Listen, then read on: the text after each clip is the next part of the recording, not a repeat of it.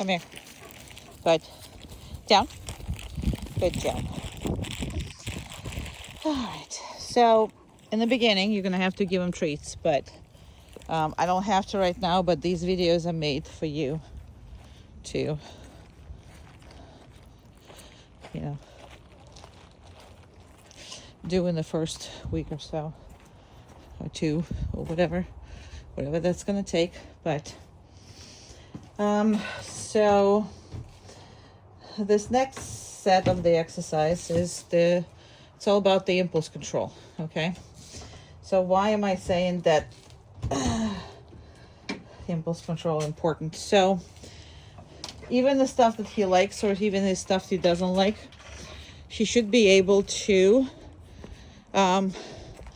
control himself while you are, exposing him to whatever this is. So this stuff he doesn't really like, that represents like and you can see by the facial things, he doesn't really like that. Now, just because he doesn't like it doesn't mean that he can get up and go. He needs to trust your judgment as far as, hey, everything is fine, as far as that goes.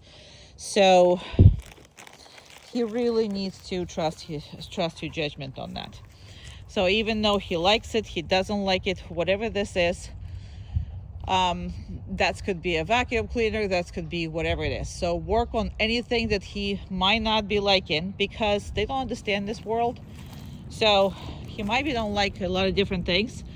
So for trusting you that it's no big deal, it's the very, very important skill for him, because a lot of those things he's not going to be able to explain in his head, and a lot of those things are very, very important for him to not to stress about, because whatever it is that scares him, yes, he might not understand, but no, you say, hey, no big deal, and he should be good with that.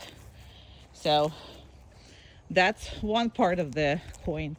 Same part of the coin, if he is excited about it, he still needs to be able to control himself. So this is you're gonna be playing with the toys, and then all of a sudden stop and ask him to hold his horses. You know what I mean?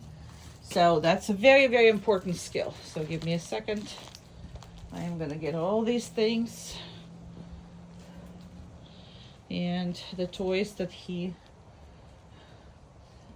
some of this he's played with, some of them he never seen, and I specifically do that so you can have a difference, because with all the toys he should be playing. Good. All right, so now you also see that I don't ask him to do anything. He's supposed to stay and wait for me until I release him. So that's the deal of everything. The more you spend time practicing this and make it, in different locations, not in one location, different ones, then more it's gonna be, the more polite he's gonna be, and better respecting everything he's gonna be.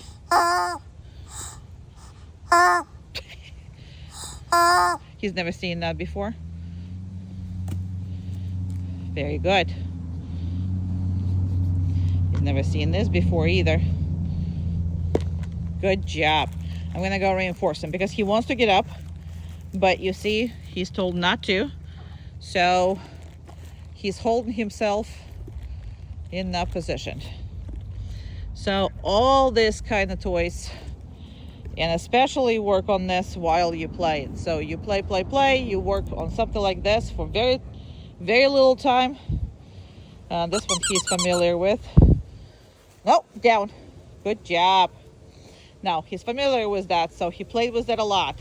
So you saw the reaction. Now I didn't have to correct him. He went by itself. I'm not gonna reinforce him, even though this whole this thing is very loud, but I'm not gonna reinforce him. But that's because he plays with this every day. So Again, my no stopped him, which is your no stop him is good. He can't help that he feel excited, but he still have to control himself, and he did. Now, right now, he is not went out, not took it, not start playing with it. So having said this, I'm gonna reinforce him now. So this is very good. So the other ones are all familiar to him. So that's very good. These are very good. This one you stole. You stole that one. Hey, good. You stole that one from Umka. Yes, you did. And this one you stole from Umka too. So he actually prefers the toys that he's stolen. Good job. Very good. Excellent. He is preferring the toys that he is stolen versus the toys that I actually give it to him. Well, a lot of them do that, but he's like, I stole it from her and then I play with it. He didn't destroy any. Well, I'm watching him, so I didn't let him to destroy any, but he really didn't try to destroy any.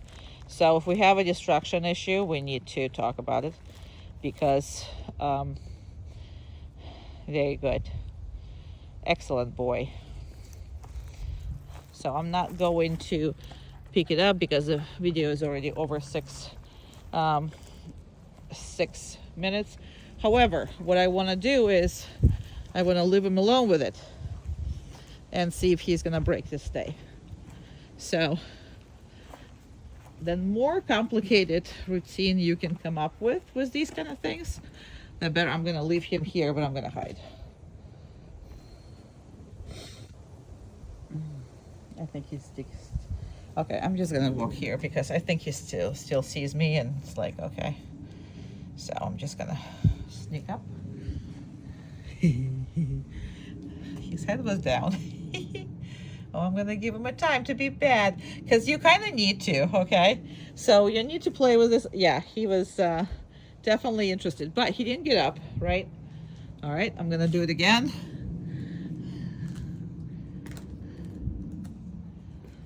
Very good. So I can come up. I mean, I can absolutely, reinforce him, and he is such a good boy. But these are the tools for you to absolutely work on his patience. He had no patience before, so it's not about sit down stay. Although it is about down stay, right? Because the downstay is the easiest for you to say, hey, he's doing it, hey, he's not doing it. So the reason why we're doing this, even though we work on the concepts, like in this thing is patience, trust, all these things that we're working on, they're very, very hard to distinguish what is right, what is wrong, as far as the dog behavior goes. But if he still stays on it, he's doing the right thing. If he's not staying on it, he's not doing the right thing. So it's easy for you to judge, and that is why we're using these kind of exercise. So it's not about, people always say, well, my dog knows sit down stay. No, he doesn't, in the most cases. And the reason for that is because, well, if he jumps on people, why don't you just tell him to sit or down? Okay. Oh, it doesn't work? Well, because he really doesn't know what that means, right?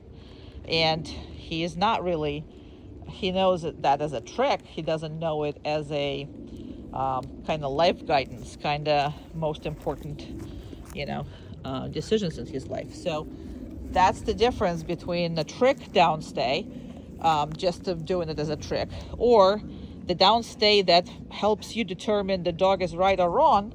However, it works on the much bigger issues.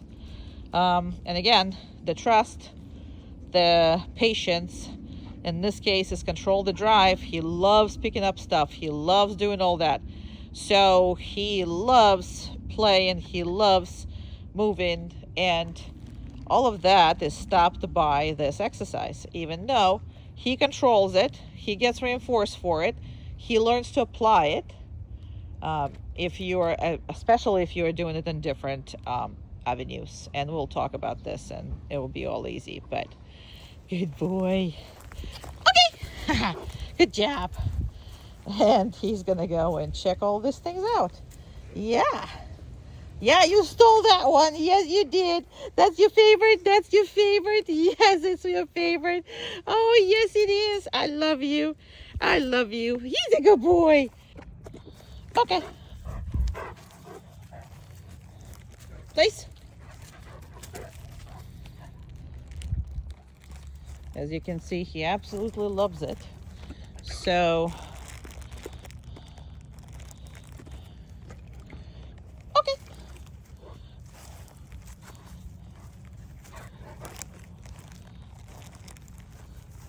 Come on. Good. Place.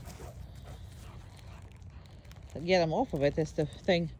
But, please don't forget now, this is a lot of demanding. Yep, a lot of demanding.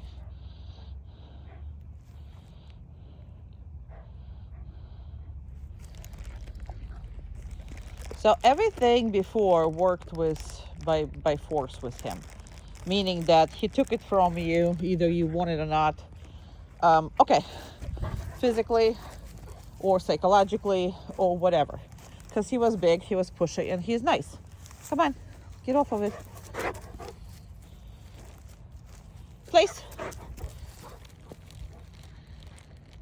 Good job. So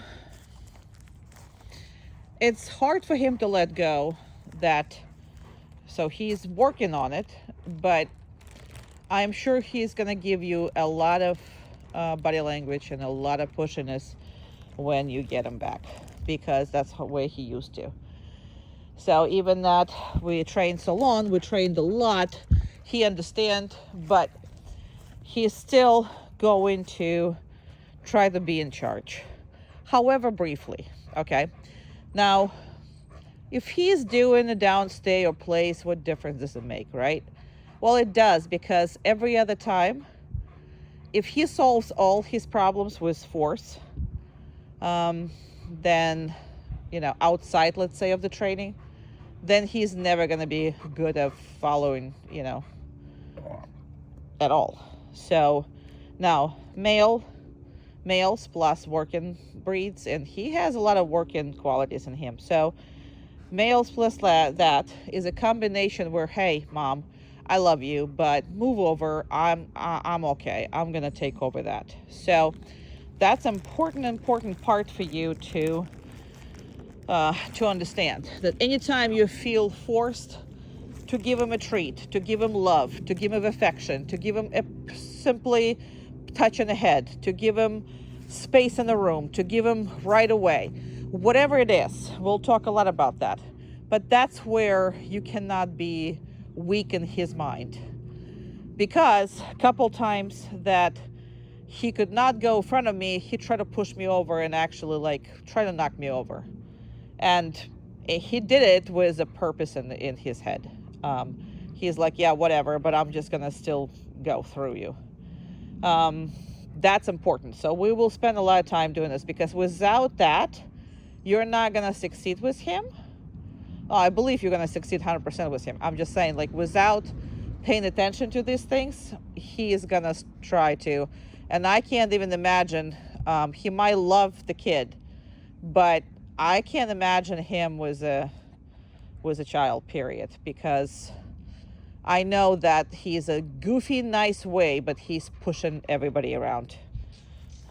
Okay. Anybody he can. Come on.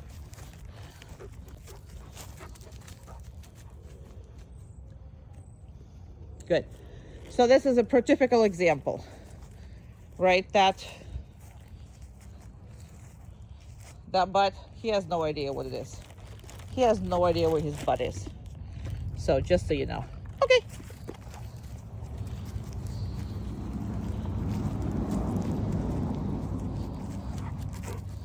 Place.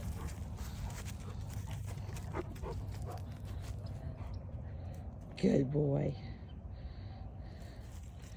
So now he's like pretty much off of it, so I'm not gonna give him anything. Come on. Place.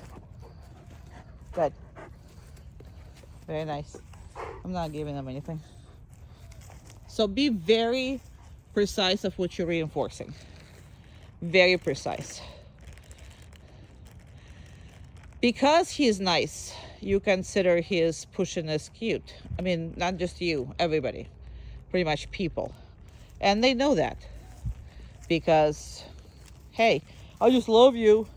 Now I love you in an obnoxious and you know, demeaning way as far as a dog goes. But, you know, okay. I'm not going to give him any food because I did not like it.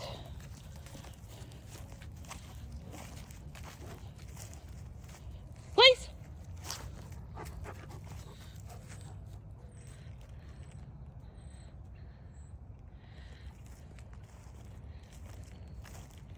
I can't really tell him because this is the front here, but so I can't correct him, but I will not let him do it and I will not reinforce him.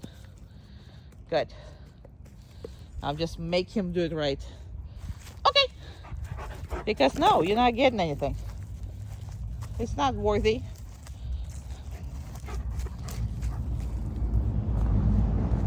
Place.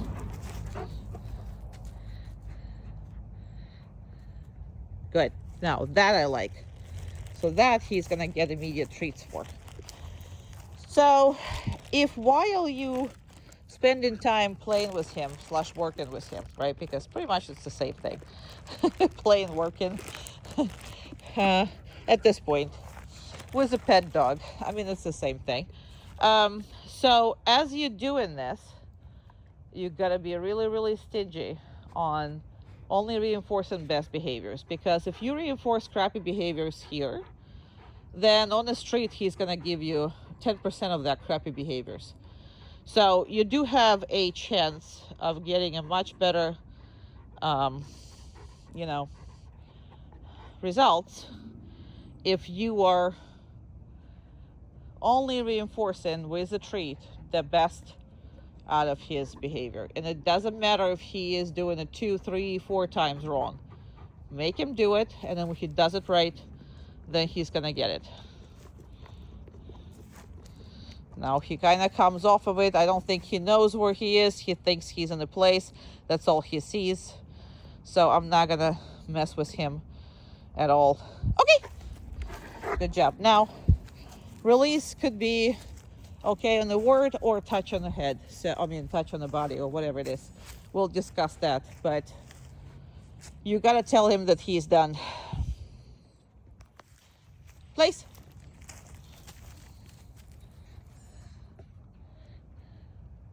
Perfect boy. Perfect boy. Now what he's doing with the mouth right now, yeah, there you go. I don't know if you saw it before, but look at the video before. What he was doing in the mouth is he is taking a female or, you know, urine, and he's trying to figure out what stage of the, you know, stage of her cycle she is. So that's what those behaviors are, those chumping whatever behaviors, right? But even though he was smelling that, when I told him to go to the place, he did. And if he didn't, you're gonna correct him and make him go. So, right, he's gotta listen. You gotta listen. Okay. No matter what he's doing, he's gonna listen. There's no excuses for anything. Place. Good boy. Come on, go, go, go, go. Place. See, that's what happens, right? So specifically said, good boy, to see if he's gonna break his concentration, and he did. So, good boy, a good girl, means that you're doing it right, not meaning that you're done. But that's how you want to say, but most of the people that are not trainers or whatever, for you, it's like when you start praising him, that means he's done.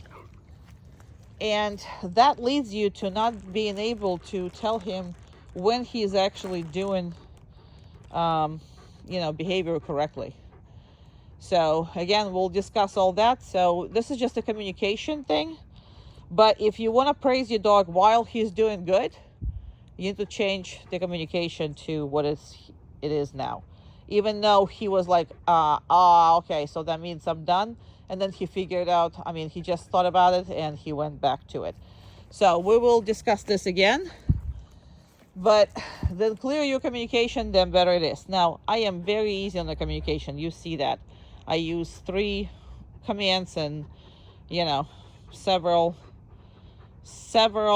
kind of sort of body languages as a cues. That's it. Everything else is optional. And you will be able to modify it to any way you want it, because as you know, like dogs who understands 2 languages, 3 languages, or whatever, it's very easy to take from one language to another. Same thing with the cues. You can put your cues on anything. So, but in the beginning, you're just gonna, you know, follow my calm down place. You know, that's pretty much all. Right? Everything else is manners. Yeah, boy. All right. I am going to reinforce him the last time for sitting, and we're done. Okay.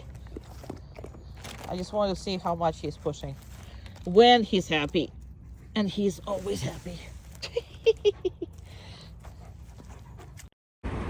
So we came out of the car and we're going to the store. Now this is the first time he's ever been into the store, so he's going to be jumpy, and I suggest that you don't take him with you when you actually need to do something. You only take him with you as an exercise, because his nervous system really cannot handle. Good job. These are doors that could be opening and closing, so it's a hard thing to do for him. So I'm not sure how much of this is his nervous system and how much is this is uprising. However, the way I'm having him right now, this is the way he needs to be with you when he's in public 24/7. Meaning, every time he's in public, that's what he needs to be doing. You cannot let him go anywhere away from you and not feel your confidence and your presence, because he is not going to be able to handle it. So, strict heel, what it does, you see, it connects me to him. So he doesn't understand this world. He cannot, when he's scared, he is scared. He cannot process it, and he just reacts. And he reacts by jumping off, going back, you know, I mean, he's, or charging, which is he's done, not aggressively, but, and every time I have nobody in this kind of thing, I'm going to work with him a little bit. Down. No, down. Now, first time I'm not going to correct him because it's a new spot. Now, I am not, if it's the second time I'm in the store, I would be correcting him, but he probably wouldn't do it either. Meaning that ignore you the first time. And he didn't really ignore, he's still processing all of this. So you gotta have to work on him being capable of processing stuff through you. I'm gonna explain to you in detail when we get there, but you absolutely has to be his brain. He has no brain to process it, and because he doesn't, now I still can't allow him to get up, right? Just because I grabbed the thing. Heel, good job. Now we're gonna continue to go, but you really have to understand that he's like a 2-year-old boy, not even 2-year-old, he's probably a year and a half, but he's that strong and that big, and all of his decisions are bad because, again, he can't process it. And another thing that we absolutely have to, and there's a person over there. So in the beginning when I got him, he wanted to say hi to absolutely everybody. And this is partially people's fault because we want him to go and up and be nice to people. But what we take for being outgoing and want to say hi to people, it's actually anxiety. Because as time passes by, he knows he cannot avoid people. So Either he likes it or not, he's going to be petted. Now, that's not how you take it, but that's how he's taking it. So, if there's a person, he thinks he needs to be petted. And that's 100% not true. But anxiety is a very strong thing. So every time he sees a person or he sees a dog, he was like, oh, I'm going to go say hi. No, you're not. And that's the point, you know? So, these are very important. So this is pretty much like a mama elephant is like you will take the child by hand and walk him. So he's taken the world through your eyes. That's basically what this is and what it needs to be. So he can't have, now if he's in front of me, he can't see me. He can look, he just has to keep moving forward. So he needs to look and process like a second, but I'm not stopping because I don't want him to stare or whatever. Now, if it's something big, still, I want to maybe stop for a second, let him process and move on, because I'm going to tell him with my body language and with my movement that we are not stopping. And this is nothing scary. So between anxiety and being have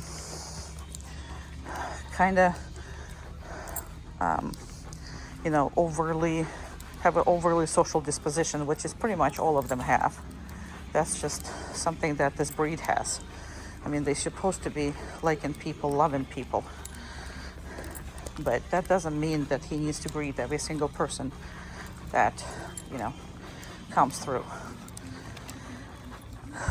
So if you're taking right away him into public where there's too many people at once, he's gonna be overly aroused, and he is gonna lose it. So you need to start by going to new places and then walk through that places 2 or 3 times. Make sure that you don't push the crowd on him too much yet, but you also kind of sort of just practicing and getting his experience up. Now this way, you see how calm he is?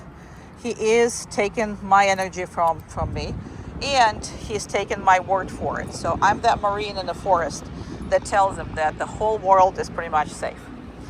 So you absolutely have to do this. Now we saw several people. He saw people close, he saw people, whatever. He still didn't react because that's what his new norm is. Because of his being overly aroused around people, we need to take him, but there should be no interaction. If people ask to pet him, absolutely, he's in training, and do not let random people pet him. He needs to have friends, but not the whole world. Because especially males, they get extremely insecure of knowing that they're supposed to get petted. Now, if you also notice, I am not going to get your dog on a down or sit. Well, he can sit by himself. Like if he wants to, this is what I didn't, well, I said sits somewhere in the between, so he is. But I would never make him down when he is insecure right now. And the reason for that is because right here, I have a full control of his head. But look what happens here. Down. Good job. You see where I am? Now if he gets up, he has at least 2 or 3 feet to jump off of it. I'm gonna reinforce him.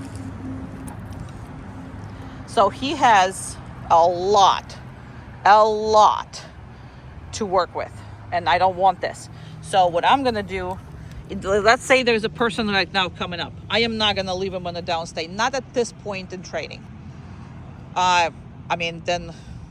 The more you go and the more you do it, then more you be able to. However, at this point in training, okay, that's where I'm gonna have him. Yes, I'm gonna get him up, and I grab him right here, and he can be right here, right over here with me. So this way, he cannot lunge, he cannot take me with you, because every time you lose, he's getting confident of getting away from you.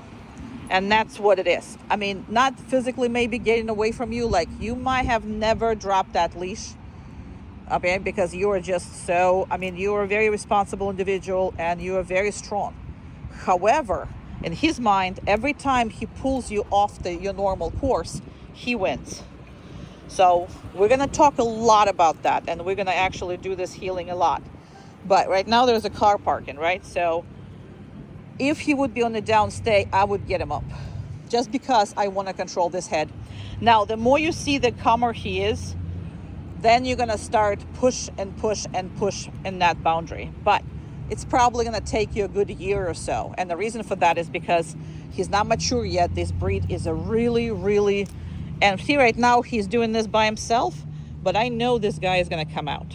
So, okay, I'm still going to get him up. Because you see what's happening? He is paying attention way too much to them, and he's anticipating the contact. We are not going to have a contact with this. So, but I'm standing. Now, it's better if you're moving, because that way he can't charge. So you see this behavior is pretty much charging. So he gets up. Now I'm going to turn. Good. Turn away from him. Good. And I'm going to turn again. Good. Very nice. So the more static you are, the more vulnerable he feels, because he is getting cornered and something goes to him, not he's going his own way. So make sure that your dog has a purpose. When he is outside, his purpose is to stay with you. That's his purpose, okay? So that is what we need. And I don't think I can open my car with one hand. Oh, Jesus. Yes, I can. Apparently, I can. Wow. All right. Apparently, I can. Okay. And ta-da. But we will talk a lot about this.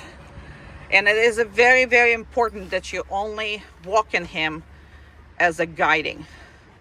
Now, in time, he's going to be able to be okay with this world. But that's after the repetition of being calm, cool, and collected. He needs to have experience in which he is not neither super excited. And again, super excited is not a good thing. So it's not a happiness, it's anxiety. It's mixed up with over arousal. So what he is just over aroused dog. Now, when you don't see over arousal for a while, you can move on to next step, meaning that, you know, you can actually start walking him with a looser leash or whatever it is. But with a looser leash, you will never get to the point where he will be calm. And that's just the thing. So he's going to mature probably around 3.5 years old. Until then, he's going to stay immature in the brain. So that means that he is going to respond and react on everything that he doesn't understand. And believe me, it's a lot. So just like your 1.5-year child don't understand what's happening and have to believe that you are gonna protect him and save him and you know what you're doing, same with your dog. The difference is you can contain the child as far as that goes, and he's very hard to contain. Because when he's scared and he wants to get away from you or he wants to pull forward and deal with that. So in these cases, he's very hard to control. And then if you can't control him, he understands you can't control him. That means that nobody can control him. That means he's in charge. And nothing good comes up into this head when he's in charge. Just letting you know. So he is more on the work-in side. So when he is growing up, he needs to be on the more work-in side of management, because he's super sensitive, which is he needs to be able to work. And as far as the overstimulation, it's lack of exposure. And the thing is, big dog like that, it's hard to expose him to all these things.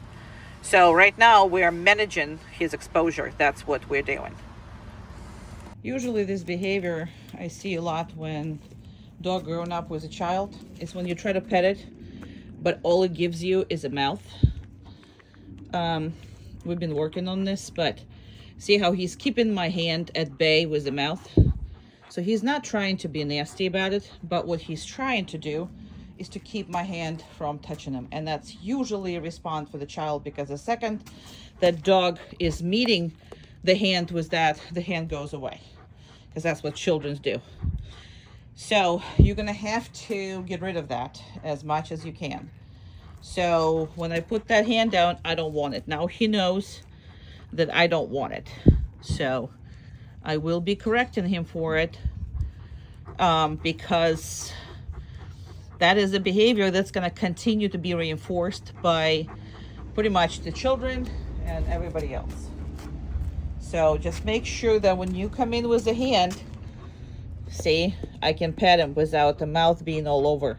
He's done a lot of that, and we are doing a lot of this too, because this is his way to not being petted by children. And see, that's how it should be. Good job. And the second he gets, because the second he's actually greeting you like that, most people are not gonna want to touch him, because the mouth is what's open. Well, in his case, there's two deterrents. There's people who don't like the teeth, and there's people who don't like the slobber, because both of these are present in your dog. So you need to make sure, sorry for all the hair, I was just brushing him. So he needs to stop that and lower his head. And he's like this with everything. It's like he doesn't want to color, he does this. He doesn't want to, whatever he doesn't want, he just doing this. So correct that behavior. See, he knows that he's not supposed to. Good job. Because he got away with, it's not about getting away with that. It's actually reinforcing, hey, I can keep you at bay. So there you go. That's how it should be.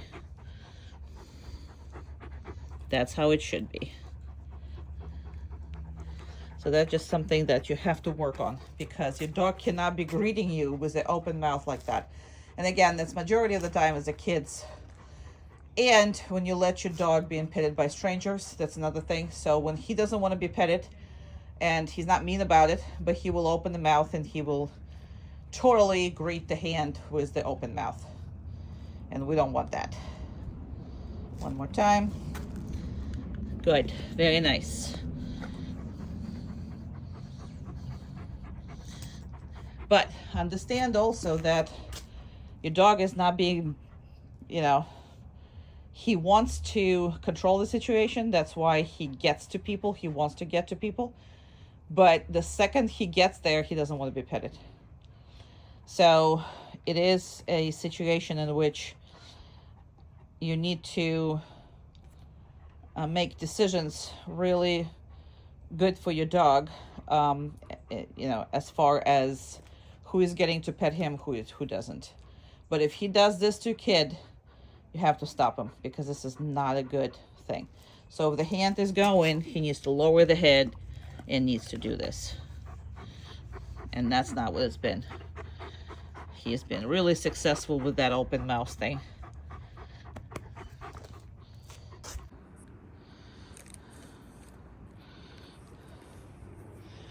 Heel. Good job. Very nice. He doesn't have to sit. He can just stand with you. That's okay.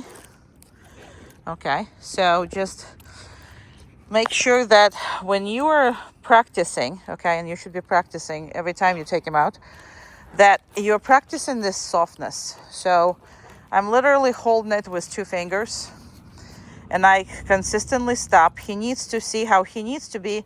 If I'm backing up, look at him. Okay, perfect. He needs to be very, very soft. Come on, heel. Good boy. And I don't want him to lay down. I don't want him to do that. Good. Very nice. So he needs to be really, really soft on all the movement. Sorry, I have no hands like that. So good job. And if I turn, he needs to turn with me. Good boy. And if I turn again, needs to turn with me.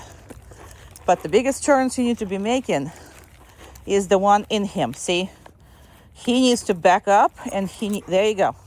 See that? That what you need to practice a lot. That a lot. Again, sorry for the quality of the video. It's just because I have no hand, and I want to show you that I am reinforcing the dog because I want you to reinforce the dog. Good job. Yes. So again, I'm not talking to him except for initial. If I am pushing him, you see that? So even slight push needs to end up in him backing up with you. Now, if he sits, I still want to, see? Sitting him is not prohibiting me from moving back again.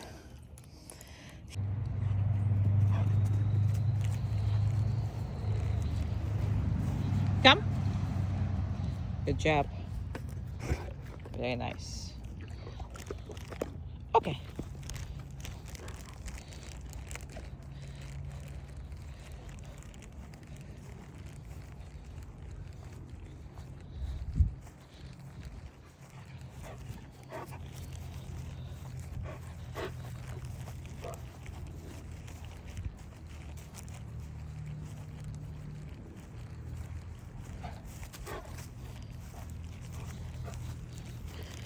You notice he's much more engaged, and that's what you kind of want to foster with this.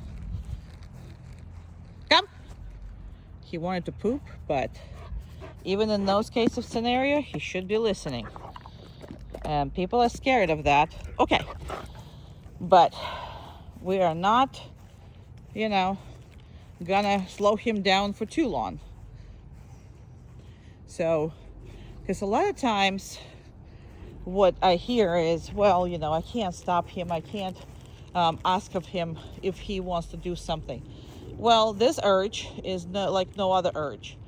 However, you kind of want to still control the dog. Again, I'm not slowing him down for any period of time. Good job. Good boy. I'm just making sure that no matter what he wants to do, I can still control him. Because that could be a life and death if you are doing it in a free environment. Come. Good boy. Very nice. Yeah. Very good. Okay. Slobber. We got Slobber. Love these treats. So these treats are not necessary for you. That was just necessary for us to, for me to establish very quick relationship with him. But not really need, to maintain with that. So unless you want to, that's a different story. Come. Good job. So he did look, right? So I said to come over. He stopped and looked, and then he came over. So dogs like that will look, right? So good job. Okay. As long as he responds in like reasonable time, which is reasonable time is he assessed the situation, looked at it, didn't approach any further, and, came over. So that would be a random down situation if it would be in no fence. Okay, so I will talk to you more about this, but breeds like that doesn't have that immediate assessment time. It's just they don't. They have that a little tiny delay, and I cannot just there is a Pavlovian mechanisms in a dog that they can't control, and you need to be learning how to manage that and go with it, not against it. So, good job. Very nice. Very good. Very good.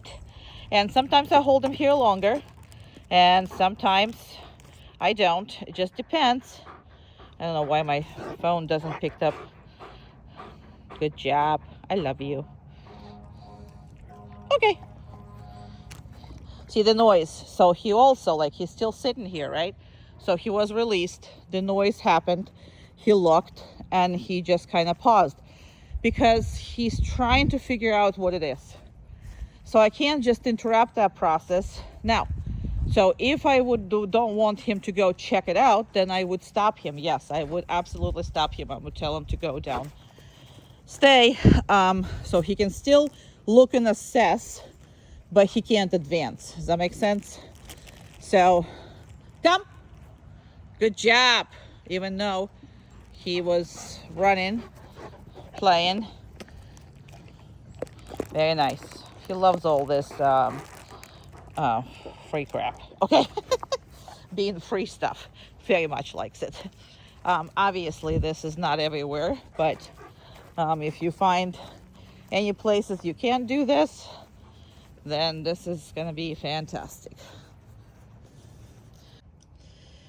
So as far as the nail clippings and everything, I pretty much do all of this myself, and I absolutely recommend to all my clients to do so. So you got to work on, I mean, he's already know how to, I'm just make sure I can see that. Good job. Very good job. And I would never allow anybody else to do it, just because if somebody cuts it too short, then what happens is the dog will never trust. Now, it could be that person, it could be that, it could be whatever it is, but I am 100% don't want anybody else doing this. So if you need help learning how to do this, there's nothing there, then absolutely I'll help you. However, I would never allow anybody else to do it. So other one nails are pretty good. I think this is good. I think this can use some, and no, the other one. And this can use some, but would never do that. It's really nothing to, because we've been walking around on the concrete a lot. Hey, no. On the concrete a lot. No. Good. No. Good. So you see how I'm not letting him have what he wants, even though there's nothing here to cut. I'm gonna let go when I want, not when he wants it. So just to make sure of that. Another thing is, let me just,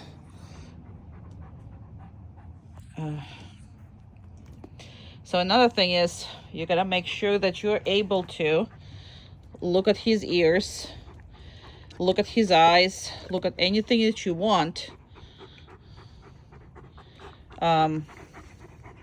without him protesting. So normally what I'm doing is, I am doing this. Good job. Eyes, all of that. So be able to put 2 hands on him. I do this on the downstay, just so make sure that your dog is capable of being, hey, stop it. Good. Very good. Okay. Same thing with back legs, tail, all that stuff. So a lot of times people having issues with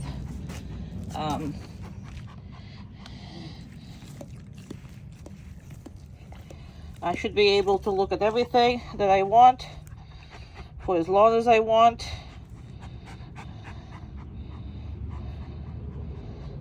Yeah, buddy. Good job. Very good. Very good. Excellent, boy. And all his upper things, everything, I should be able to look at everything. So, and if he gets up, that's what he's wrong. So that is that.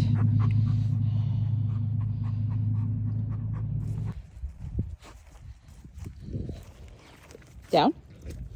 Good job.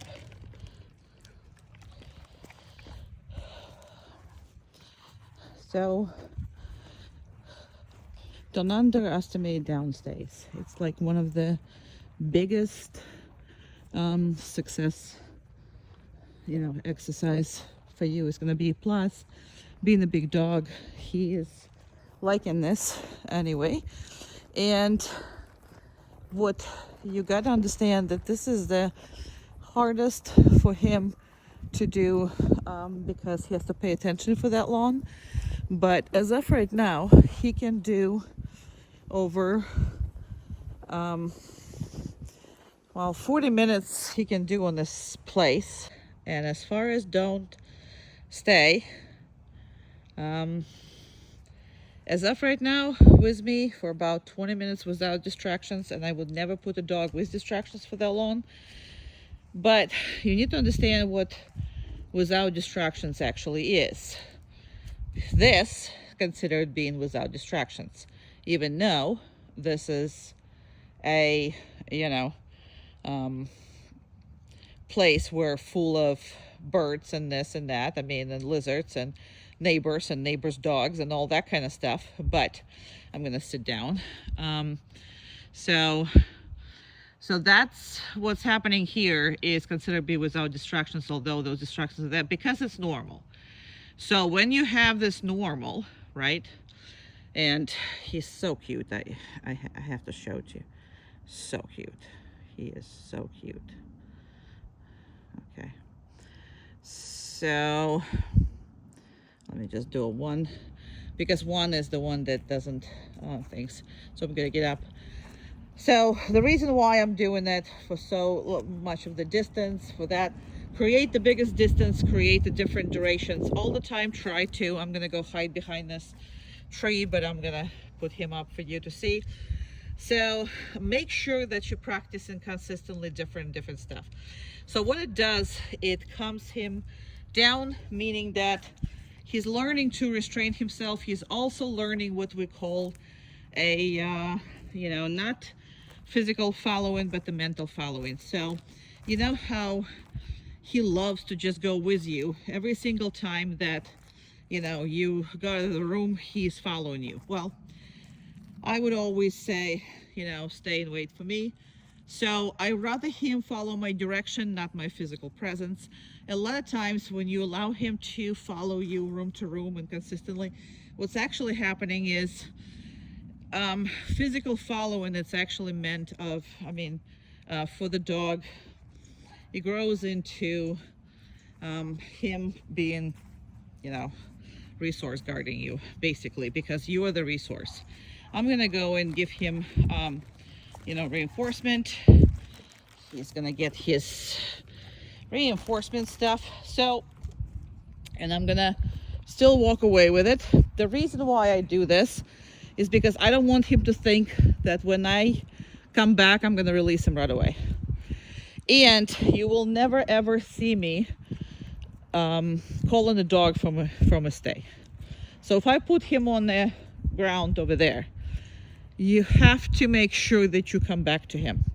It's so important. People are so underestimating this. It's just not good. So they underestimate it, and what they do is they put him on a down stay, and then the next thing that happens is they call him. So the second you're out of the sight, the dog is nervous, because the next thing that should happen, the dog needs to find you. And this is not an easy task, and it's actually really nerve-wracking. So the dog is not relaxed the whole this time. Now, what makes dogs relaxed, if he knows that you're promising him to come back. So when you're promising him to come back, and you make that promise, you're never gonna call him from the place. Now you're gonna see me doing this in advanced classes, but that's with people who work like 2-3 years with their dog, and what they do is they just keep growing and keep working. For normal family, it's really not necessary, meaning that once you train the dog, then you just maintaining it. You're not really going forward with that. You're not consistently training for something new. In these cases, I really don't recommend for you ever to break that promise. I don't recommend forever for you to call this dog from a distance, especially from another room, especially from, you know, anywhere else. So most of the dogs, when they learn this, they start falling asleep. They start being, it's like, oh my God, okay, if she puts me there, she'll come back. I hope that makes sense. But this is a promise that I would never break. That is a very important with a dog, for him to know that you're gonna come back to him. Another thing is consistently mess with duration, consistently mess with places, where you put him, how you know, what do you do with him? And the most important thing is, if you put him on that spot to be in a downstay, you should be the one who is, getting him off. Now, the reason why I'm showing you, I keep coming back to him and keep reinforcing him, because again, these videos are for you to use as a guide for training when you just got him. So obviously, as of right now, I can walk away and I can just stay there. I don't have to reinforce him, but that's because I built this relationship for 6 weeks, 7 weeks, and you know, I consistently work with him every day, several times a day. So for me, the relationship is strong in that respect. Now, when you're gonna get him, I want you to build it, and it's gonna take you really, you know, should take you a fast time, but I wouldn't be pushing it. So what I mean by that is, if we're talking about he can be on the downstay for 20 minutes, that's not for you the first day. So for you, the first day should be a minute, it should be 2 minutes. That's what should be for you in the first day. Second day, third day, you know, all the other days, you're starting to mess with it, you're starting to increase it, you're starting to work with him. So by the end of 2 weeks, he should be able to do a 10 minutes with you, no problems whatsoever. Okay, now first 3 days, I'm gonna explain to you how to work him. But this is what basically you see me working with him right now. It's your first time when you got him. So this is basically your first 2 weeks.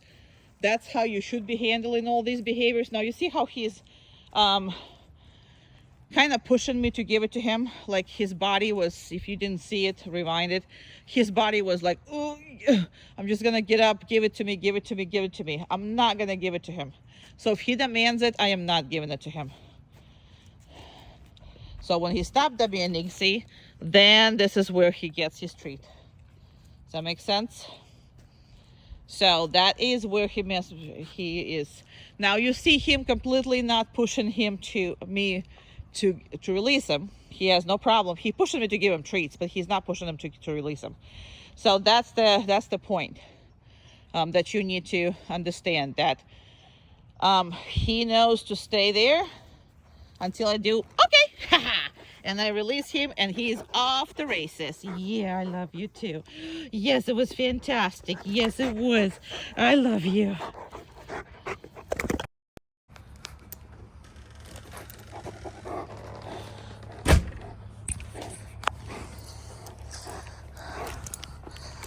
So it is a myth that he should be taking you out for a ride because he wants to pee. And if I want to stop right now, I'm going to stop. Very good. So I know he wants to pee, but he's going to be normal until I will say, pee pee. Go pee pee. Good boy. I will take you to the same spot every day, and that's where he should be peeping. Good boy. Good job. Heel.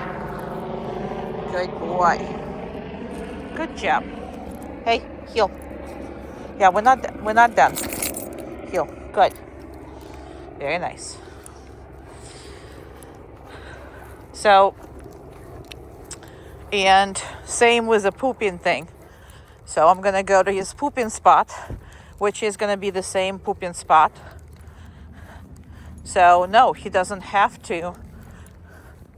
Absolutely does not have to, pull you because he wants to poop. I hear this all the time. And another thing is why I do this. If you want to travel comfortably with a dog, that's how he needs to be. Because when you ask him and he doesn't go, that means he doesn't really need to. Go, Poopy. And see, I have only like 1.5 feet of that. Go, Poopy, go on. 1.5 feet of leash.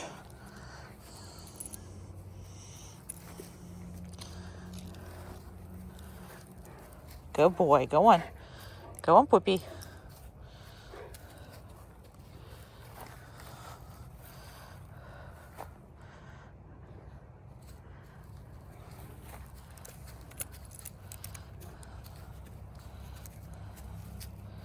Good boy, good Poopy. So, that's the whole point, right?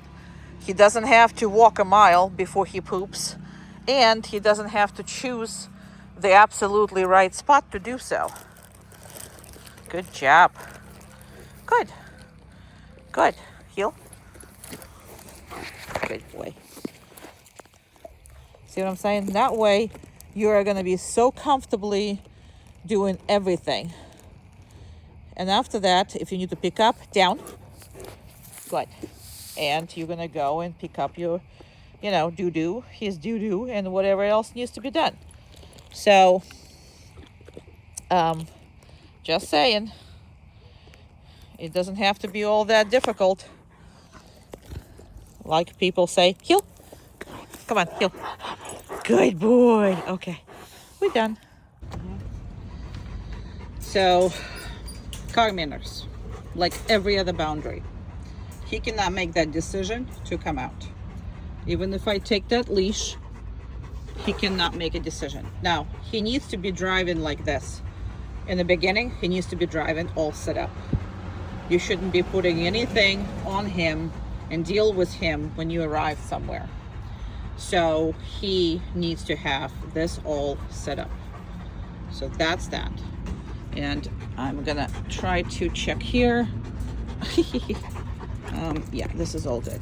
So even if I grabbing it or I'm coming out, he cannot be doing this. So I got the leash and I finally gonna tell him, okay, good job. Very good. 1 second. So I am going to put you down on the ground here for a second. Close everything and close the door. Good. And there he is. And I gotta close this big door. Oh. I don't have enough hands. Heel. Good.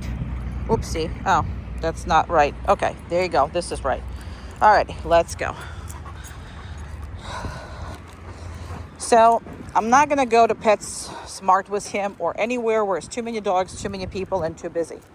So go to the stores in the beginning, like Home Depot or this, or Pet Supermarket or something like that, where, okay, they're letting us go. Very good. Now this door is gonna scare him big time. And it's gonna scare him. This door. Come on. Good. All right. Good job. Very good. Be easy. We're not saying hi. No. No, we're not. Good. There's people. So because there's too many people this way, I'm going to take it a route. And what I'm going to do is I'm going to go and slow him down. See how he's breathing? He's all about stress. That's right now he's stressing. He's never been here. So I'm going to go find a quiet corner. And, hey, hello, down. No, down. So again, didn't have to correct it. And again, allow him that one. Now, if he didn't listen to me second time, he would be corrected. Just FYI. Now, first time, I'm not. There's a person over here. There's a whatever it is. So he's stressed. See how he's breathing? Everything is like that. So he's not using his thinking brain. He's using his fight or flight brain. Heel. Come on, heel. Let's go. Good job. Now we're gonna attempt to go through everything again. Yeah, there you go. Come on, good job. Good job. No, we're not eating either. We did not, you didn't pay for it. You did not pay for it, so. Good job. So I'm gonna stop because he is, I feel him. I feel he way too much. So he's too aroused again. Every time he's aroused and nothing is happening, I'm gonna stop. Every time he's aroused and something is happening, I'm gonna take him to breathe. Like right here, I'm just gonna take him here. Good job. And I'm gonna take him to breathe. So this is all important stuff because what you want is a calm dog on a walk. And you don't have it. You have a manageable dog now, but the management has to come from, see how much nicer his body language is a little softer. You're gonna feel softer here. And then there's gerbils and smell. He can look, but he has to go with me. And there's people over there. I'm gonna stop. Good job. And this is the reaction that he has, and people are not nice about it because they keep come out and they want to say pet him. And he should not be petted by every stranger because it's too much of the arousal for him. Good job. Perfect. I'm gonna take him away from his situation. Good job. Perfect. I'm gonna still take him in the situation, and the guy is still following us, which is rude, but it is what it is. And I'm gonna stop again because the guy is now on the other side. I can't believe people, and he hears what I'm saying either. I mean, he hears me. So if he would come up any closer, I'm literally going to tell him that the dog is in training, please stop. Because they don't understand that they're ruining everything.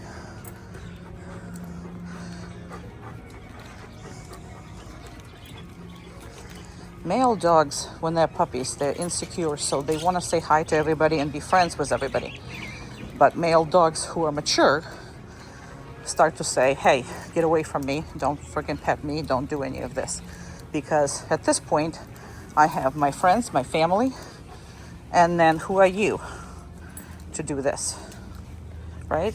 You're nobody.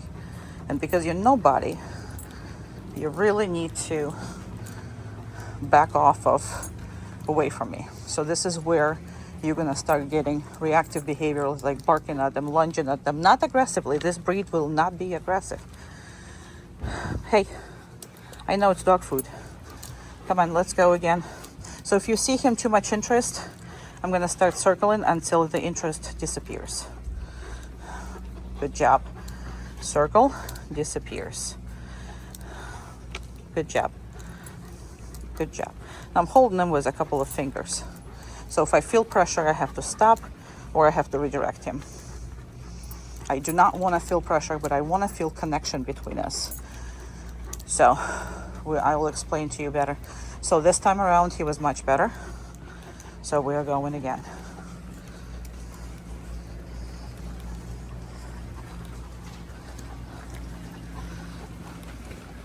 Now see a person who's passing by. He's perfect with them because they're not a threat. They're not dopamine, I mean, people like that are awesome. But it's very little amount of people like that. He can't handle it. He cannot handle it. And it's not a bad thing. Like I said, he will be able to handle it. But at this point in his life, he was pulling you each and every way. So again, it's not over friendliness. It's really not. But that puppy voice, and people are literally jumping on him. First time I've got him out, it's like 4 or 5 people, like just let me pet him, let me pet him. Can I pet him? I want to pet him. Or just come up and start talking to him and sitting down in front of us. I mean, it's a nightmare. I know what you're going through, but your dog doesn't deserve it. It's just like you don't let strangers hug your kid. Why would you let strangers hug your dog?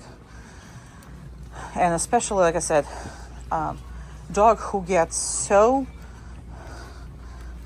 stressed out. People think it's happiness, but it's a borderline. It's a borderline. Like, for example, how you can tell, like he would be a terrible therapy dog. Terrible therapy dog. Why? Because he's stressed out. He's not just come up, take your pets, and walk. That's not what he's doing. And again, as he matures, and you're gonna have a male. Hey, no, good, good boy. Now, I would give him treats, but as of right now, I have no hands for it. And I really can't trust workers that I hear that they're gonna ignore him, so.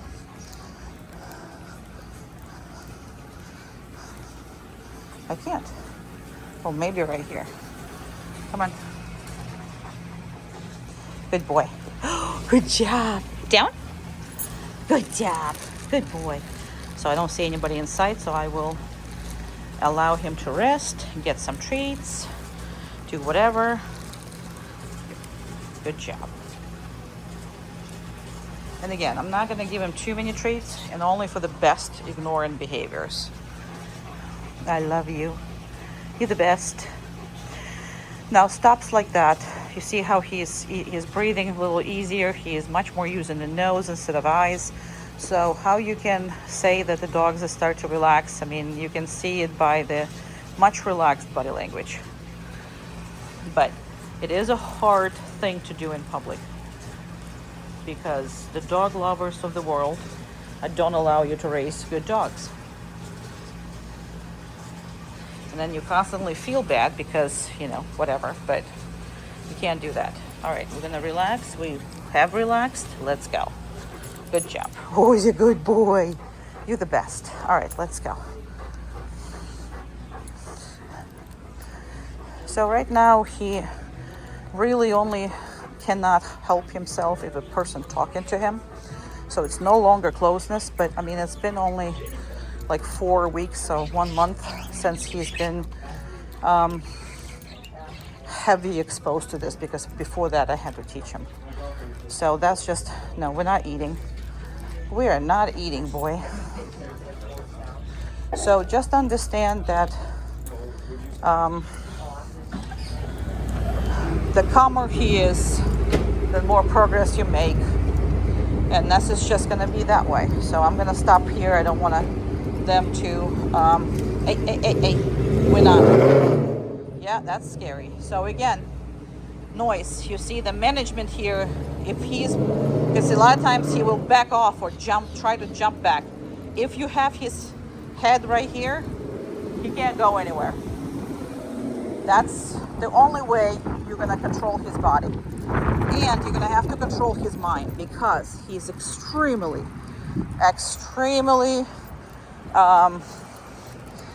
baby-like. So now that doesn't mean that we need to baby him. Not at all.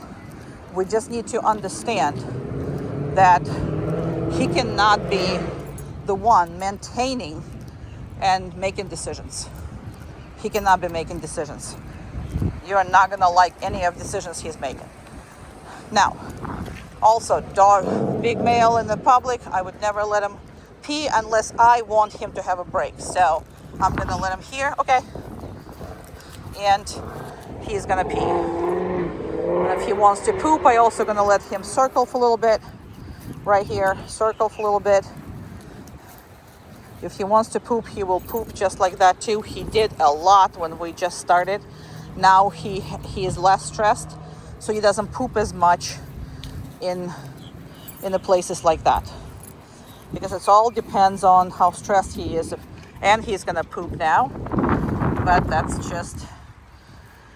So don't be scared of not walking him. Good job. Yeah. Good boy. And I'm going to get to his head so I can control it in case somebody pulls up.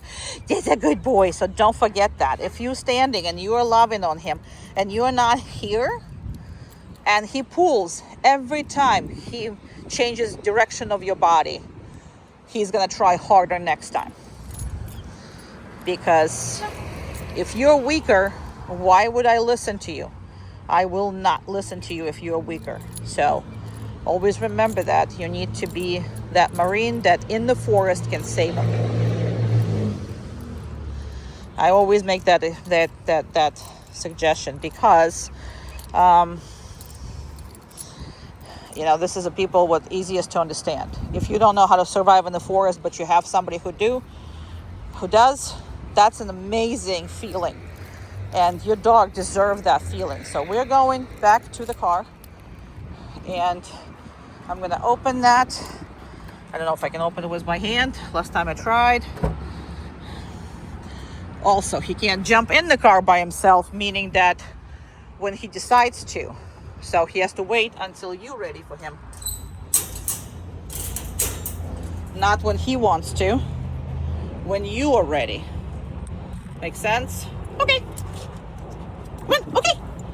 Come on. Okay. Good job. Good job. He had he's like, I'm too close. Well, you can still do this. So again, I see that he's like, I'm too close, but I know that physically he can do it. So all of this is me making decisions of his life. I mean, you technically do. You technically make every decision, but when you walk him, when you give him that, for some reason, people think that freedom is good. Freedom is not good when you don't know what to do with it. So, and when you are 2 years old maximum, all your life, 2 years old child understanding of the world, it's really hard to take care of that. I mean, this world is our world. They live in it. I love you. So, I love you. Oh my God, I love your dog. I love your dog. I will miss him so much. I will miss you, bud. I will miss you, bud. Oh. Good job. Right? So again, he shouldn't be making any kind of decisions coming in or coming out. It's all you. And then the calmer he is, the more he's attentive to you, the more treats and praise he gets. And that's about it. So as far as the crate training, this is just our demo crate, and this is too small for him to be anytime long way, obviously. I mean, for a long time, it would be cruel to put him in this, but for the short period of time, like short period of video, I think you should be putting him in an uncomfortable crate sometimes, just very temporarily, because sometimes in the vet's office or in groomers or anywhere where you have no really choice, you know, to right away put him into something bigger, he needs to be comfortable to going in like for, I don't know, maybe 5-10 minutes, but even that, it's, you know, just for quickly to put him in before you put him into the something that's, you know, really proper for him. Okay. In. Good. So I think you should be putting him in like that a lot. All right, so you can't see anything because it's too close to that. So I'm gonna take off his collar. So that's what I did. I took off his collar. And I don't want to put it on top of the crate, so I'm going to take him with you. So just because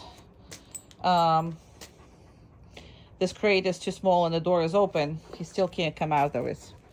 Now, in the house, you should be practicing. He's never been in this, so we'll see how he's going to do.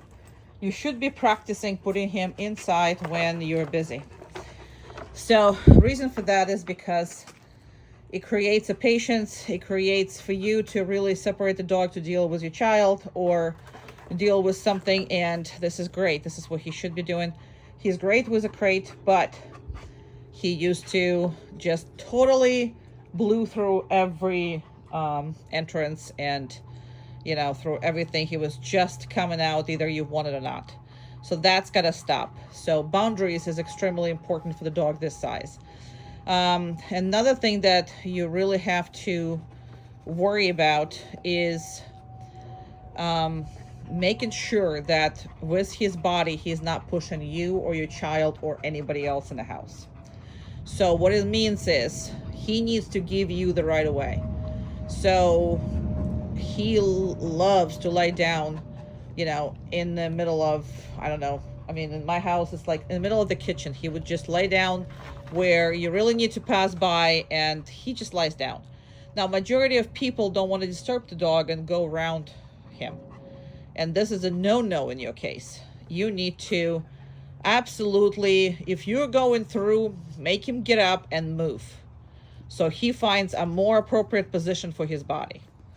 Okay? Because he never cared about it. He was extremely pushy with this. Now he has, you know, tons of pounds on you to do that with. So, and especially to kids, and especially to everything else, you know, everybody else who he has no relationship with or whatever. So first and foremost, even if you open that crate door, he can never get out. So never get up. So yeah, you open it up, he needs to stay there. See, the crate is open, everything is good. He's not rushing to it. Now in the beginning, I don't have to do it now, but in the beginning, you do want to reinforce that. So I am going to give him a treat for that. Now, do you need to? Not necessarily. All right, then I'm gonna put the collar on. And that's just technical challenge on my part, just because I'm clumsy. Okay, he is very good with that. And again, just because I put the collar on and just because I did all of this, it doesn't mean that he can get out. He needs to wait for you to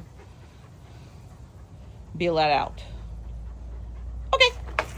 Good job, yeah. Good job, yeah. Yeah, good boy. What a good boy. What a good boy, yeah. Good job. Good job. That includes like pushing you when he's happy. So as of right now, I just stopped petting him. Why? Because he pushed me.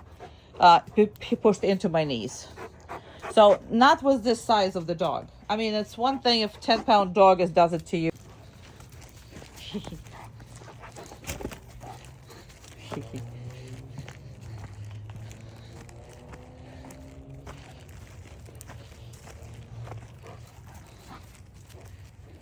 Down. Very nice. Okay, let me put this. So use this when you need to do something, you know, similar to that. So as of right now, I need to put this on the ground. That's going to be representative of his place. We'll talk about it. But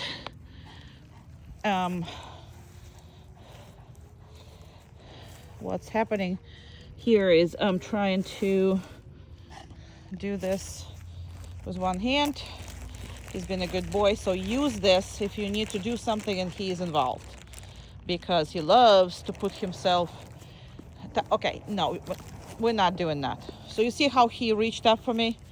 You cannot. Now I wanted to reinforce him, but then he moved toward me, so I'm not going to reinforce him. I'm going to continue to do what I'm doing, because we cannot have him telling you when to reinforce him, when to give it to him.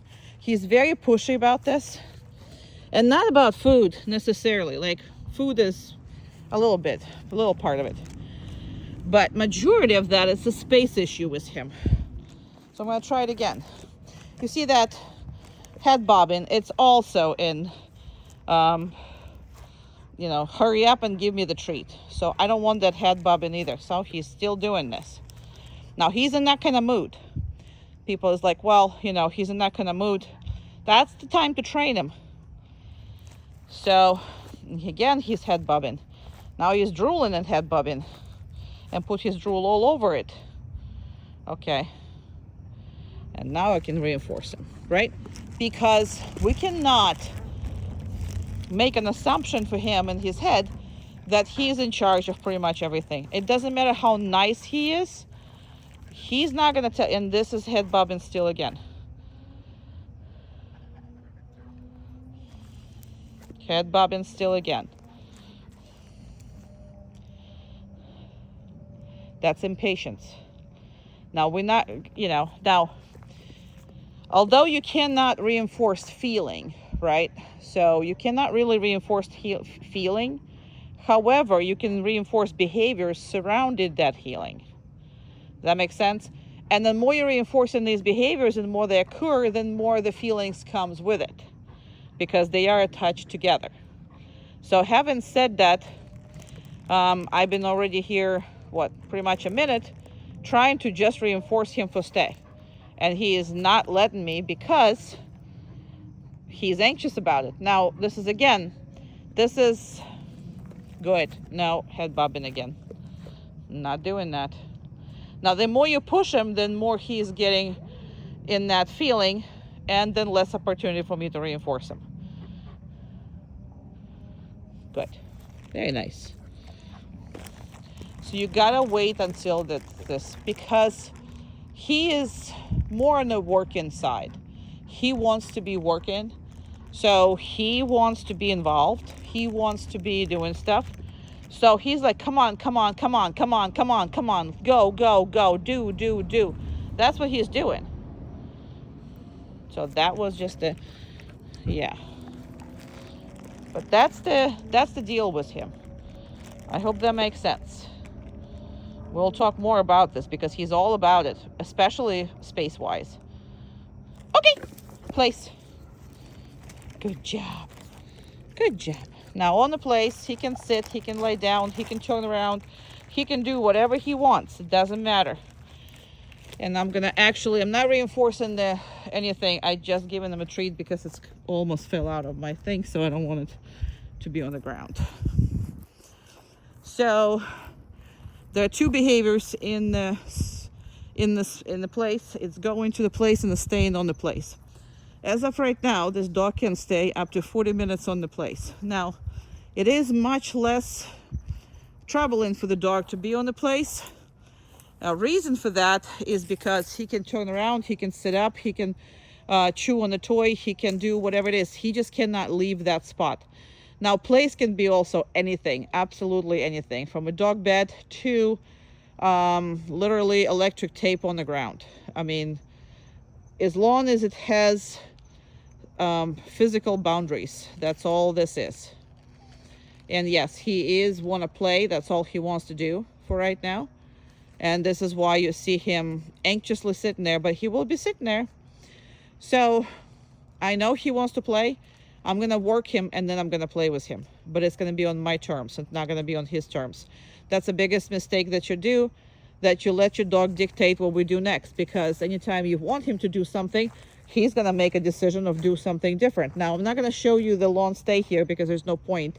You're already going to be seeing it in different videos. But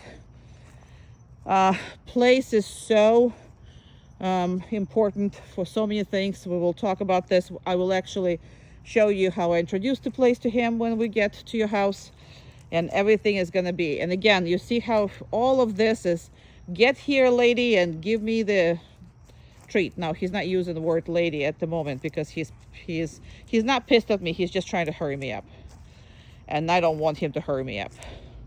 And he's in that mood. He wants to hurry me up. So he makes no decisions because his intelligence will be about 2-year-old for the rest of his life. And as much as you can make 2-year-old make decisions, that's as much as you can make him make those same decisions. So again, when I see my dog wants something, I might grant it to him, but not without it coming from my side. So we don't confuse him from, hey, this is a family decision versus, oh, it's my decision. Because he's never going to decide your way. He is always going to decide somebody else's way. He wants treats. So that's what he wants. He wants them. He can care less. He wants them, right? Again, from any kind of stay, as you remember, we are not releasing from a distance. We're not calling them. We're not doing any of this in order to preserve this stay and this promise to be here for him. Make sense? So we're always going to come back and release him from the place that he is at. In that case, you will never lose it. And yes, there is a ways to do it. You will see it in my group class videos or whatever. The people are calling them from a place, but those people spend a lot of time training, and their dogs at that point is already trained to the, you know, that kind of extent. So that usually take about a year or two for me. Now, if he start crawling, he start doing anything, it's okay on the place. I'm not gonna correct it. I'm not gonna do anything. But I also not going to be enforcing this just because this right now connected to him pushing me. See that face? That is the face of the pusher. He is not giving up on that. He's in that kind of mood that he wants to. Now, it's a male thing. It's a big, large breed thing.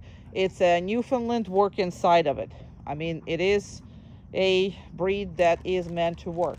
So he will be pushy like that. And that's good about him. You just can't be pushed. You cannot be in the end of it.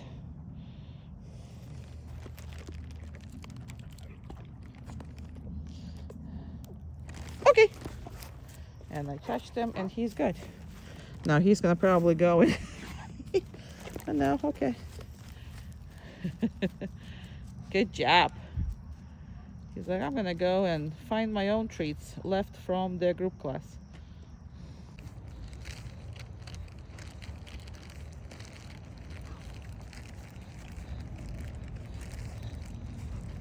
Down. Good.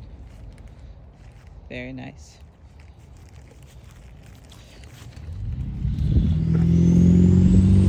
Okay. Very good exercise for distance control, just mind preoccupation. Down. Good job.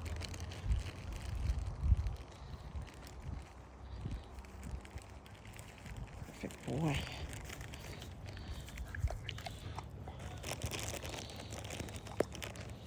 I cut my finger, so I have to use the glove. So sometimes I leave him sitting here, sometimes I'm not. The one thing you cannot do is you cannot allow him to push you to give him a treat. So even though he's on the sun right now, I'm gonna make him wait a little.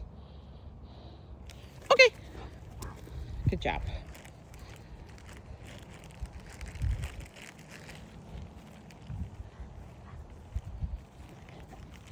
Down. Perfect. So if you practice this, your off leash is going to have kind of two defenses, right? Against the, you know, the whole world, meaning the whole world distractions. It is your COME,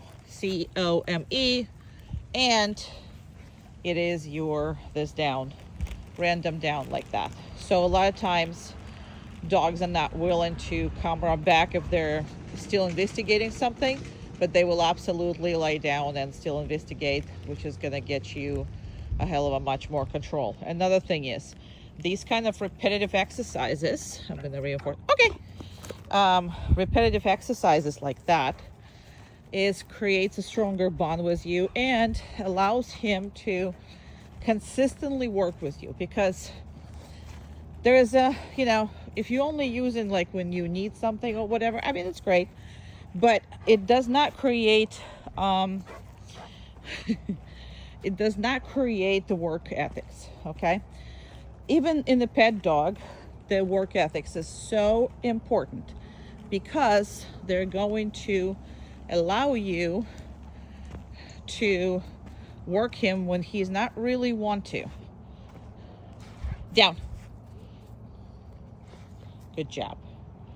And right now I'm not going to be right away reinforcing him, not because of anything, but just because I actually don't need to at this type of our relationship, excessively. But I really love for you to use reinforcement for a long time. I mean, with my 9-year-old dog, I still use reinforcement at least 50% of the time. So not for whatever, but everybody wants to get paid for their work. Every single body wants to get paid. Okay. So a lot of people are skipping on that. And what happens is, they don't like the work as much. I mean, again, if you have to work, but you have no pay at all, eventually it's gonna down. It's going to catch up with you, So don't be stingy on this. And another thing is, if you see him doing this for 20 times for me, you know exactly he understands it. So I just want to make sure, okay, that you're not thinking that, oh my God, in this environment or this, he doesn't understand. No, if he's ignoring you, that's what he's doing. He's ignoring you. He's not necessarily don't understand what you're asking him. He just doesn't want to do it for you. And, that's when you have tools to make him do it, because that's not optional. Working for you and for your youngest child in the family, down,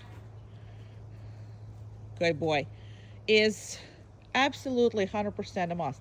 So this is something that I would absolutely reinforce. So whoever is youngest in your family will say DOWN, and if you have to reinforce it, you have to, and then either you or whoever it is reinforces the dog. So it just depends on the situation. We'll talk about that. But it's extremely important because of the control. So any child that lives with the dog should be able to, at any point in this child's relationship with the dog, to say down. And the dog look at that face. He's like, I'm already down. And that dog needs to be responsive. In that case, you will have a great relationship with that, because sometimes if your kid needs for this dog to stop, going in his face or stop pushing him or whatever, he needs to have a way of settling his dog down. So even if it's a young kid and can only say down, it's already important, because this child is going to grow with this dog. And, the relationship will grow together. So very, very, very, very important. And the distance, working on the distance will so help you to control him and all kinds of environment, especially if you have, whatever it is, company or whatever, and if you immediately, because sometimes you don't want them to come to you. You just want them to settle down for a little bit, let somebody else do it, and then that's it. And that's where it's come, impulse control, all this stuff comes together. Okay, good boy. Yeah, good job. Good boy. Come. Good boy. Come on. Down. Good job.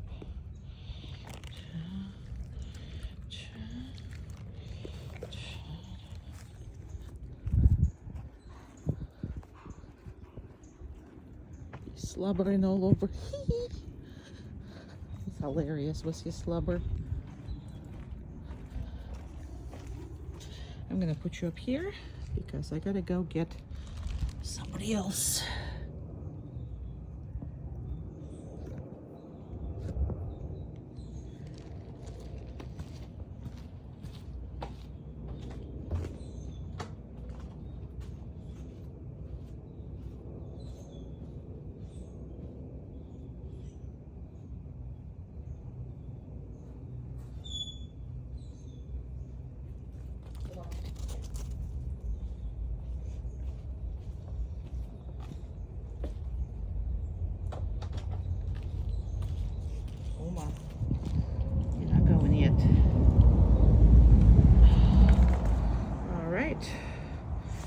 got my dog. I got him. Chair. Perfect. So, it doesn't matter if these dogs are friends or they don't know each other. Don't really care about any of that.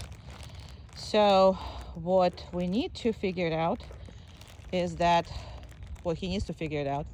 If you said to him to be, you know, on a downstay or healing or whatever, doesn't matter what everybody else is doing. Now, I will talk to you heavily about circumstances. There's a different circumstances for the different stuff that you absolutely need to remember, okay? And I will talk to you about all different combinations between dogs because it's more complicated than this. Obviously, if the dog is not trained, obviously, there's just so many things. I will talk to you in a class about that. But if the dog is under control and friendly, then he should be behaving responsibly, okay? So I'm gonna, now in these cases, I completely don't mind, you know, feeding him a lot because it is a tough on him. All he wants to do is run with her, which is, you know, that's what they normally do. So it's much more difficult. I'm gonna actually go reinforce my dog for doing good as well. Everybody has to be reinforced. Okay. Now, if he likes her, don't like her, is she predictable, not predictable, as long as she's not bothering him, and again, she's under control, then he needs to be staying put. Uma. Buzz off. Down. Good. So, in this case, he was not thrilled with her barking, but it wasn't like a too big of the deal for him. I am going to, oh my God, you're slobbering all on your legs and on your face. So, yeah, but he still stayed. So now it's gonna get a little more difficult. Around. Keep going. Keep going. Keep going. Down. That was for my dog, not for yours. Yours should stay down. Okay. And he's gonna get reinforced heavily. Then my dog is gonna get reinforced as well for doing the right thing. And see, he needs to allow me to feed this dog. He's not thrilled because nobody is thrilled when somebody else gets fed and he doesn't. So if I feed somebody else's dog, I'm gonna go and make sure that. Now, this only happens under the training conditions. This is the biggest mistake people do if they go in a party or something like that and they feed their dogs but don't feed anybody else. So if you feed dogs around other dogs, there's gonna be problems. Around. Keep going. No, I said keep going. Come on, around. Yes, keep going. Didn't ask her to go in the chair yet. Keep going. She's like, chair. She's like, I know this is going to be next, so I don't understand why you're not allowing me to do so. So again, because it was tough on him, I am going to reinforce him. And again, heavily. So we'll talk about all this, but the better you are, the nicer you are and tougher you are at the same time, obviously, then the clearer you are. The message has to be clear to him what to do in those circumstances. I'm gonna go reinforce my dog. Either way, she's already mad. She's already mad at me because he was reinforced so much more than her. You will deal with it, right? Will you deal with it? Yeah, you'll deal with it. Live with it. That's your job. He has no job like that. So there's a dog barking next to the, no, next to the gate. Now that dog is not friendly. The bark is not friendly. Nothing is friendly. You saw him trying to get up, but then he stopped himself. Didn't correct him. I didn't have to correct him. So I will never correct an intent.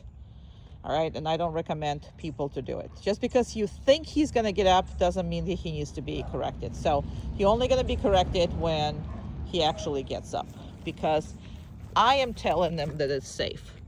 He really, in this situation, I mean, that dog is not making all kinds of noise behind this fence, and it's going after him, and it's aggressive bark, and everything else is like that. But that doesn't matter, okay? Because I said that it's safe.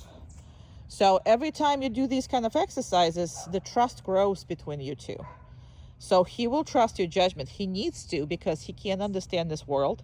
So if he doesn't trust your judgment, there's a problem. So he's more nervous, obviously, about the dog behind the fence. But I don't even know if the phone picks up the angry bark in the back. But if it doesn't, I'm just letting you know that there is an angry bark. Okay, I'm gonna go put her bag away. Uma.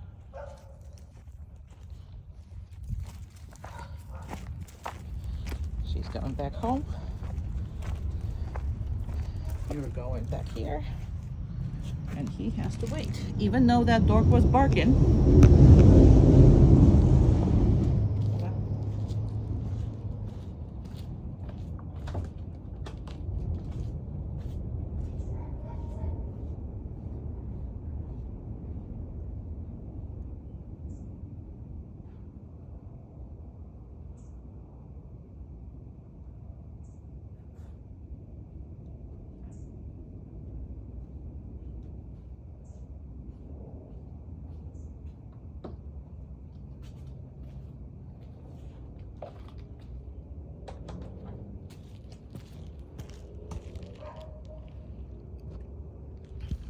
So trust is extremely important in his life. So the more you do stuff that is difficult, but you guys prevail together, then better your relationship is going to be. So he's going to get reinforced again heavily.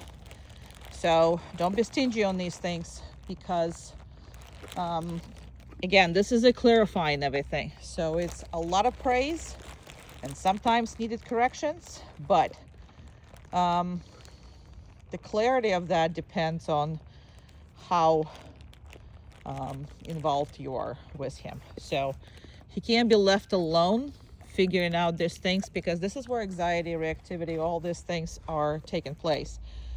It's taking place in the world where the dog has no idea what's going on. You are pushing him different directions because you don't think that this is scary, or you don't think it's whatever. So you don't take his feelings seriously. And if you don't, he gets anxiety. He gets a lot of, worries, because, well, I'm telling you there's a problem and you completely ignoring it. Instead of me being, hey, it's not a problem, dude. Relax. We will go through this, and you don't have to worry about this because I got you back. That is what's important. So it's a very good concept. Okay. And again, it has a lot of different, he's going to try.